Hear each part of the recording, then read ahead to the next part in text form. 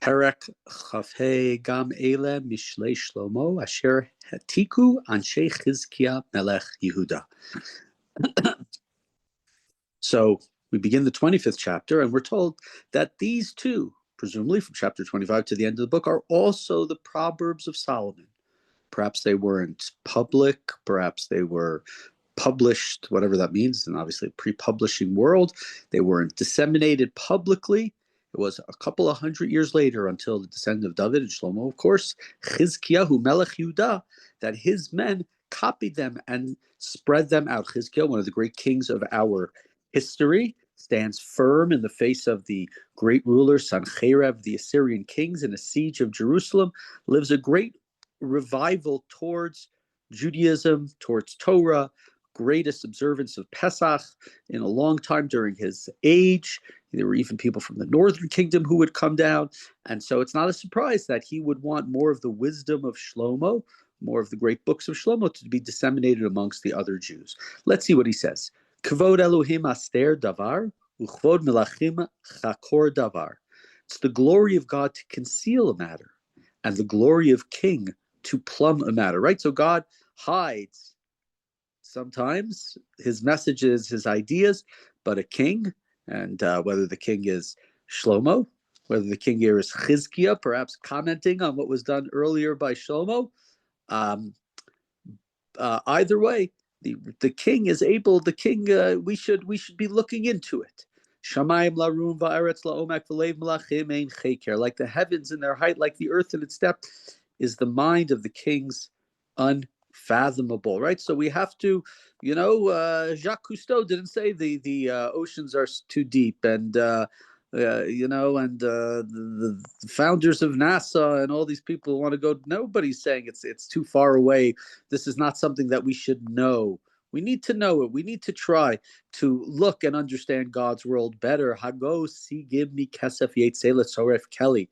The dross has been separated from the silver. A vessel emerged for the smith, right? They're there for us to look into. They're there for us to try to understand what they are.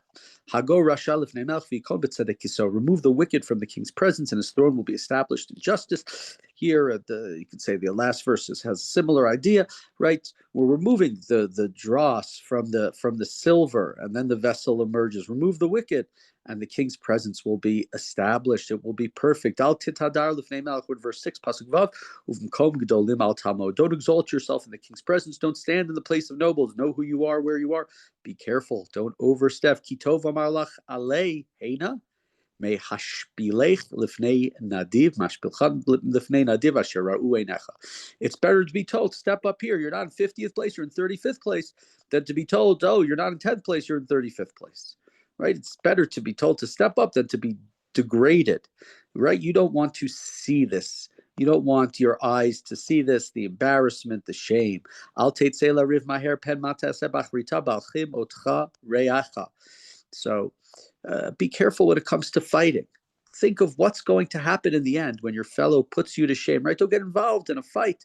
This is something that he said a number of times. Stay out of fights. Stay out of the scoffer and the fool are the ones who get involved in fights, not the person with chokhmah and bina. Rivcha rivet reachu sod acher al tigal. Defend your right against your fellow, but do not give away the secrets of another, right? Defend yourself if you need to. Be strong, but don't destroy another person's. Don't ruin or take another person's confidence. Pen yichasedcha shomea v'dibatcha lo tashuv. Because if your friend hears you're revealing his secrets, he's going to come and he's going to give it to you. And right, your reputation may never be the same. Continuing pasuk Yud Aleph. Tapuchei zahav bemaskiot kasef. Davar davur al ofnav.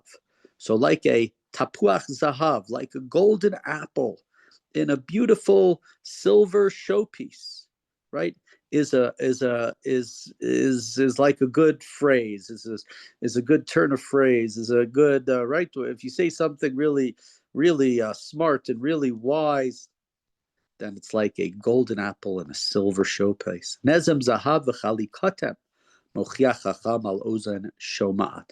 Like a ring of gold, like a golden ornament, is a wise man's reproof in an ear when the person is ready to hear it. So you can give, it's mitzvah in the Torah actually, give tochacha. If you see somebody who's doing something wrong against the mitzvah, you're supposed to rebuke them, you're supposed to tell them. Now, the rabbis already say we don't know how to rebuke properly. There was only, I think it was Rabbi Akiva in his generation who was the last one who knew how to rebuke others. So you have to be very careful. It's only a wise man who can have his rebuke in a receptive ear. Like the cold of snow at harvest time is a trusty messenger to those who sent him. He lifts his master's spirit. So I don't know the weather these days. I don't know if we can anymore say like the coldness of snow at harvest time. Who knows when it's going to get cold? Who knows when it's going to get warm? Like clouds, like wind without rain, is one who boasts of gifts not given. So somebody with a big mouth doesn't get it done. They're like, you see the clouds, but there's no water, and we're still hungry, and the crops are not going to grow. But Orech, we're in verse 15, Pasuk Terfav. But Orech apayim yifutek katzin lashon raka tishbor garem. Through forbearance, being slow to anger, a ruler may be won over. A gentle tongue can break bones. Kill them with kindness, right? Devash matzata echol dayeka pen tisbaenu vehaketo. If you find honey, eat only what you need, right? Because if you fill yourself too much, you're going to